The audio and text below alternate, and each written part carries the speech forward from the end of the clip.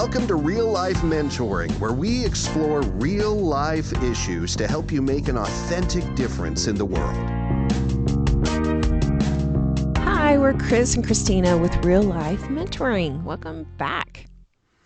Guys, we're really enjoying this journey with the podcast. It's about, a few weeks into it, and we're getting some good responses, and it's fun for us, and we want it to be helpful for you, the listener. And one thing that we thought would be really, really helpful is for you to know more about us personally. Who are we? Who are we as people? What's some of our story? And so that's why we've been doing these. You might relate to us So this podcasts. Should be number 3 Yeah. on this. You might relate to me if. Yeah. Okay. So we're just going to jump in. Chris, you want to start this time? Sure. So you might relate to me if you've ever felt like a slow learner or a late bloomer. All righty. What do you Tell think about us that? more. Well, What do you think about that? I look at my life and go, man, why did I not know this before? Why did I not do this before? Why did I not go there before? I don't think life works that way. Mm-hmm. And so backing up to my early childhood, there was no one really giving me direction. Mm-hmm. And so I feel like I missed out on some things, but then I go, but God's in control of my life at the same time. Sure. Much more than things I try to figure out. But anyway, I just felt like at times, maybe a late bloomer, maybe I should have gotten started on things earlier. Here's some examples. Okay. And of course, we do this out of ignorance. Sure. You don't know. How Yeah. can you do something You don't know about? what you don't know. Yeah. Right. So that's where I go, man, as a mentor, I want to talk to men that I mentor, and I want to train other mentors to get into discussions of all types over all kinds of topics, because you have the potential to open up a conversation with someone they've never thought about having. Yeah. So tell us your list. You might relate to me if you felt like you're a late bloomer in something like I chose to play it safe starting my career. Okay. I took jobs that I knew I could do without much effort. Yeah. And I look back, why did I do that? Fear of failure? Sure. Does that mean you're a late bloomer? Not necessarily, but it ties into me ties in together because I go, well, I could have been further along in my career had I taken some risk. Oh, gotcha. Out of my comfort zone. Sure. It would have put me. Could have jump-started some things. Mm-hmm. Yeah. What was your career early on? Well, this sounds ridiculous now. You might relate to me if you felt obligated to take a job because it was offered to you. Okay, but what the question was, what was your job? My job was, right out of college, my first job out of college, have a communications degree. A radio station hired me to do radio sales and to do some commercials. You know why they did that? Why? They heard about your door-to-door salesmanship as a third and fourth grade Selling, boy. Flour and vegetable seeds and greeting They cards. said, dude, he started young. He can do it. Yeah. I really didn't want to be a radio salesperson. But you took it because you knew you needed money, right? Well, that, and it was a professional, quote, position.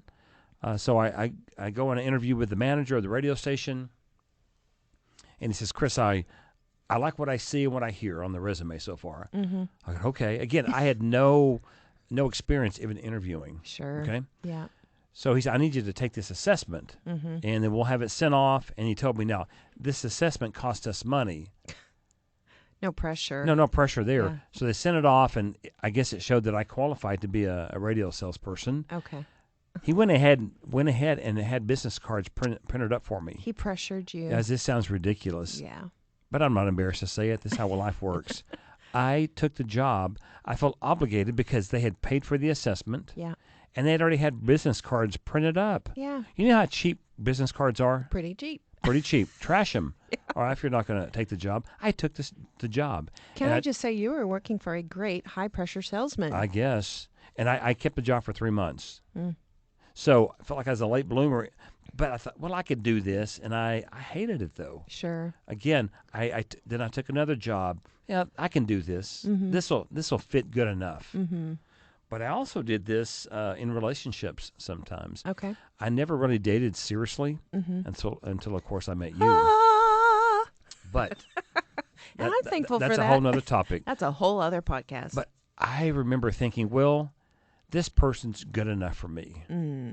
Yeah. You might relate to me if, well, I don't like that she does this or says that or believes that, but I guess she's good enough. Yeah. That was just insecurity. So you might relate to me if you felt like you were just what am I trying to say? Like you settled. I settled. That's it. If you've settled. Yeah. And so I was too afraid to get out of my comfort zone. Boy, oh boy, I relate. There was no other man who would say, Chris, you've got some potential here. Why are you settling in this job? You need to leave that job. Now, you need to pay the bills, but start looking for another job. Yeah. This relationship, this girl you've gone out with a few times, why are you dating her? It's not a fit. You need to throw her to the curb. Yeah, so a couple other things that came into my mind. And I didn't mean that in a negative way. Anyway, go I ahead. actually ignored that comment. No, what I realized over the years, I don't have to be, nor should I be like other people. That's what I want. If I'm mentoring a young man, I want him to know early on, you don't have to be like everyone else, nor should you be. Sure. God's made you. This is almost overlooked because you hear it so often. You're unique. God has made us unique, and we need to accept that and realize I don't have to be like the crowd. Yeah. And here's a simple example in my everyday life now. You're going into a building and there's 2 doors. Yeah. It's interesting to me, so many people will walk through this door and they're all having to wait. Because it says enter? Well, they're both are doors to enter. Okay. But I've done this before at airports, at grocery stores, you name it. And I go, there's another door here. And I go through that door and everyone else is going through the other door. Okay, so we can relate to you if in your early manhood, you just settled, you weren't afraid, you were too afraid to try things because I things. might fail. Guess what? We're going to fail. Yep. You might relate to me if you're afraid to fail. That's good. But thank God, and I do thank God, that He has shown me my identity over the years. I've received that, and so I'm good to blaze a trail that no one else has done before. Good. I'm not going to do something just because everyone else does it or that's the norm. And that's not rebellion. Yeah. That's just like, why not? Let's try it. Good. Thanks for sharing that. Okay, what about you? People might relate to you if you felt super responsible before you should have. So, what do I mean by that?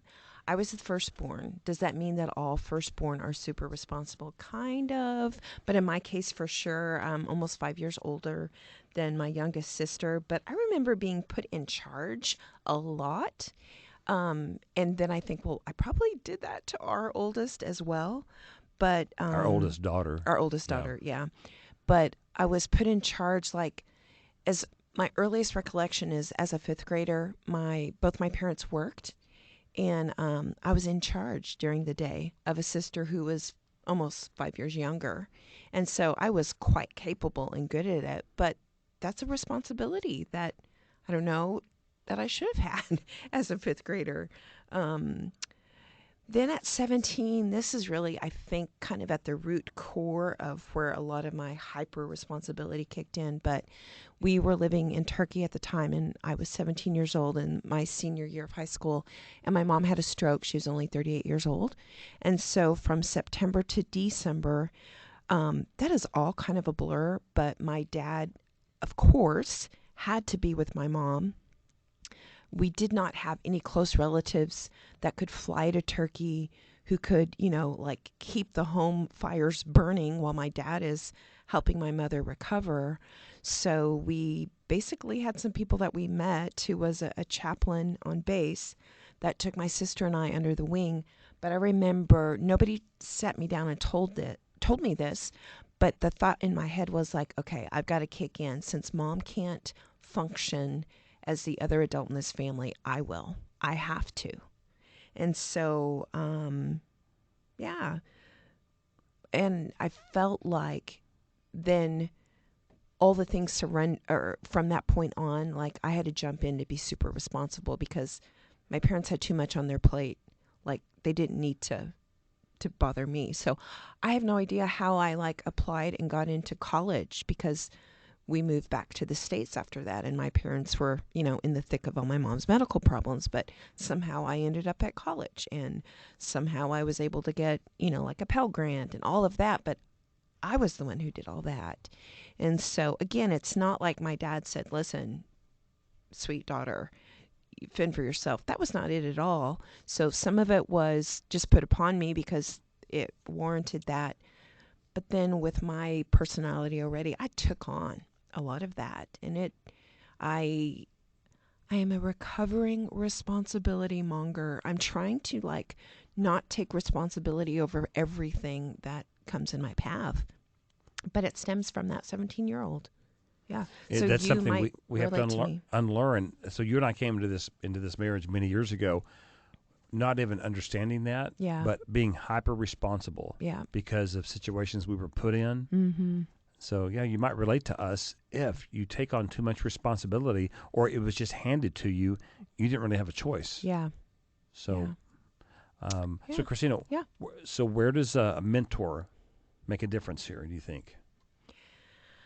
The fact that I did not have one illustrates that I needed one because I was making all these very adult decisions without being an adult. And so through the years, mentors now, older women in my life, are able to go, this responsibility isn't yours to carry. And mentors can help you see your own blind spots, because I think I've operated in a high responsibility zone, taking responsibility for things that were absolutely not mine to take responsibility. And bless my 3 girls' hearts, I've probably put that on them as well. And so now just learning how to go back and go, do I have the power for that responsibility? Has somebody given me authority for that? If not, it's not mine. And I think this is a whole other podcast, but if you're wondering if you're a hyper responsible person, look it up. I think you'll be surprised.